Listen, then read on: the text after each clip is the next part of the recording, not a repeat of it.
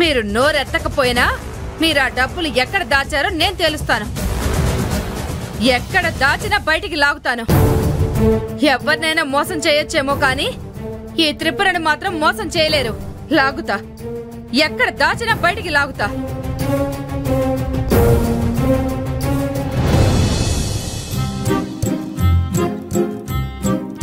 Hello శ్రీయాప్రియా. ఏంటి చిన్నదినా? పిలుపు కొత్తగా ఉందేంటి?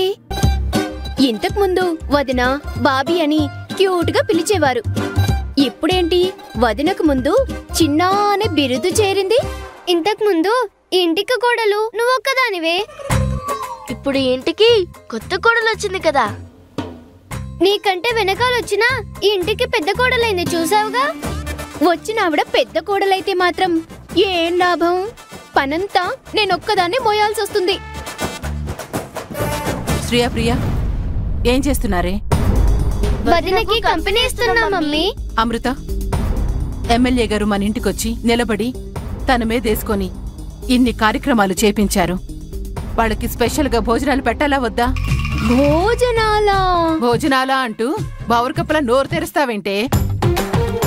మహా అంటే ఎమ్మెల్యే గారు కాబట్టి ఆయన వెంట ఉండే గన్మ్యాన్లు, ఆయన పిఏలు, ఆయన కార్యకర్తలు వస్తారు. అత్తయ్య, అంతమందికి వండి పెట్టేదెవరు? ఇంకెవరు? నువ్వే. నేనా? వంట అయ్యేసరికి నేనుంటానా? తినటానికి మాత్రం వాళ్ళుంటారు. శ్రీయాప్రియా, నాకు హెల్ప్ గా ఉంటారు కదా?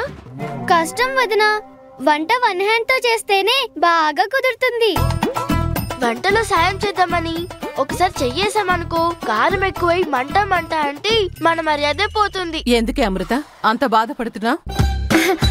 బాధపడటం కాదత్తయ్యా, భయపడుతున్నాను. అత్తయ్యా, కొత్త కోడల్ని కూర్చోబెట్టి తిండి పెట్టి సుఖపెట్టే కంటే ఈ పనిలో ఒక పని మంచిలా పెట్టండి. నువ్వు చెప్పేది కూడా కరెక్టే అనిపిస్తుంది అమృత. ఆ మంజు కథ ఏంటో తేలుస్తాను. సరే సరే, ముందు నువ్వైతే ఈ పనులు చేయడానికి రెడీగా ఉండు.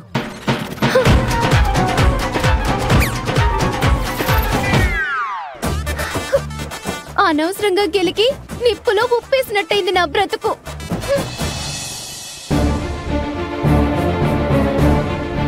ఏంటలా గుడ్లప్పగించి చూస్తున్నారు? మర్యాదగా వెళ్ళి ఆ డబ్బులు ఎక్కడ దాచారో తీసుకురండి. లేదంటే నా గురించి మీకు బాగా తెలుసు. ఏంటత్తయ్య బెదిరిస్తున్నావు? అవి మా నాన్న డబ్బులు, మీకెందుకు ఇవ్వాలి? న్యాయంగా అయితే మా నాన్న డబ్బులు మాకే దక్కాలిగా. మీ నాన్న డబ్బులు మీకు దక్కాలంటే మీ నాన్న అప్పులకు కూడా మీరేగా జవాబుదారులు. మీ నాన్నకి నేను 20 లక్షలు ఇచ్చాను. ఆ డబ్బులు ఇవ్వండి. 20 లక్షలా? ఎప్పుడిచ్చారు? ఎందుకిచ్చారు? ఆ విషయం పోయిన మీ నాన్నని అడుగు, చెప్తాడు. ముందు ఆ డబ్బులు ఎక్కడ దాచారో చెప్తారా లేదా? నువ్వు చెప్పకపోతే నేను తెలుసుకోలేను అనుకుంటున్నావా? ఏమయ్యా రా, ఈ తల్లి కూతుళ్ళు డబ్బు ఎక్కడ దాచారో వెతుకుదాం. రండి, వెతకవయ్యా వెతుకు. అంగుళం కూడా వదిలిపెట్టద్దు. నా చేతికి చిక్కకుండా ఆ డబ్బులు ఎలా పోతాయో అది చూస్తాను. నా కొంపలో పడి తేరగా తింటూ డబ్బులు దాచుకుంటారా? ఇదేమన్నా ధర్మసత్రమా మిమ్మల్ని మేపటానికి?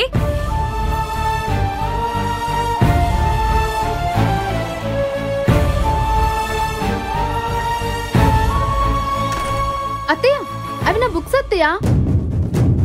వాటిలో ఏం లేవు. ఎలా పడితే అలా పడేస్తే బుక్స్ చెరిగిపోతాయి. మీ అయ్యా పోయాక మీ బతుకులు చెరిగిపోయాయే, రోడ్డులు పట్టారు మీరు. పోనీలే, మేనకోడలు కదా అని ఇంటికి తీసుకొచ్చి పోషించాను. ముప్పొద్దుల ముగ్గురు పేకల దాకా మెక్కి నాకు ద్రోహం చేస్తారా? మొత్తం వెతకండి అదంతా.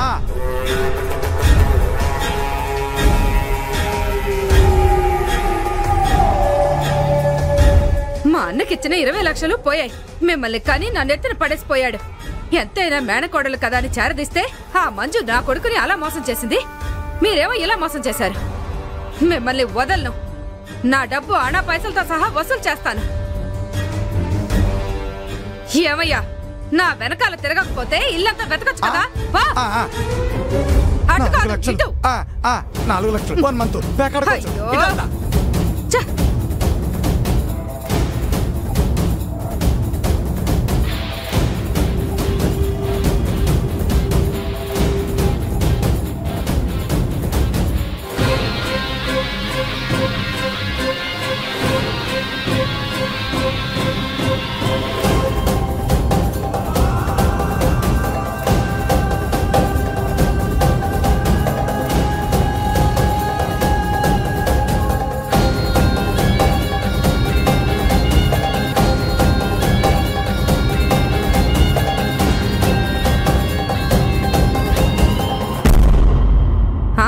మీ అంత తేలుస్తాను.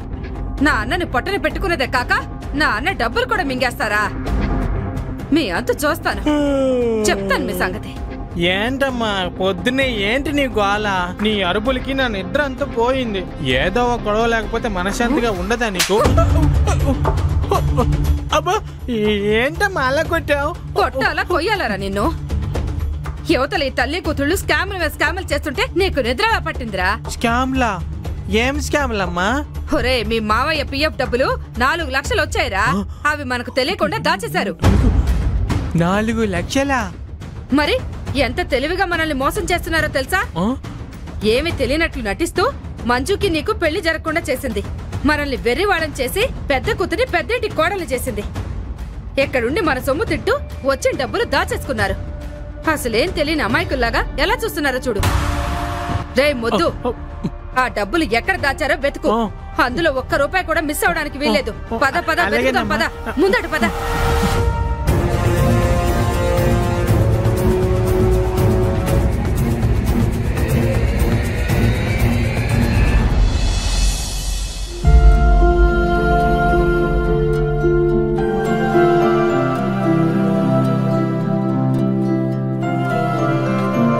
మంజు, నీకు అన్యాయం చేశామే. నీ జీవితంతో ఆటలాడుకున్నావు. నీ ఫ్రెండ్ అయ్యుండి నీకు నేనేం చేయలేకపోతున్నాను. నన్ను క్షమించు.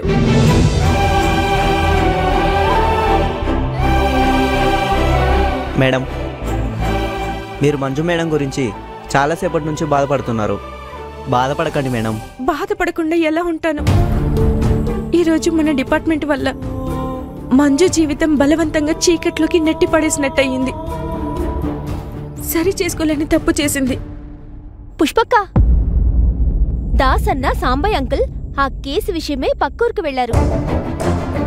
ఏంటక్క దిగులుగా ఉన్నా? చాలాసేపటి నుంచి మంజు మేడం గురించి బాధపడుతుంది మేడం పుష్ప మేడం. మంజు గురించి బాధపడడమా? అదృష్టం అంటే దానిదే. తంతే బూరెల బుట్టలో పడినట్లు ఆ సత్యకి భార్య కూర్చుంది. దాని గురించి బాధేముందక్క? సార్,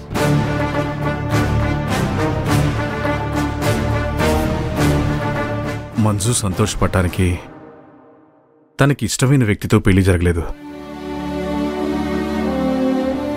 మనవే చాలా తప్పు చేశాం. కాకపోతే ఎమ్మెల్యే వచ్చినప్పుడు ఒక మాట అన్నారు. తెలిసి తెలియక ఒక మాట అంటే అది చాలా పెద్ద ప్రమాదానికి దారితీయచ్చు. మంజు పెళ్లి గురించి దయచేసి ఎవరూ ఎలాంటి కామెంట్స్ చేయకండి. పుష్ప, రౌడీ ఫిరంగిని కోర్టుకు తీసుకెళ్ళాలి.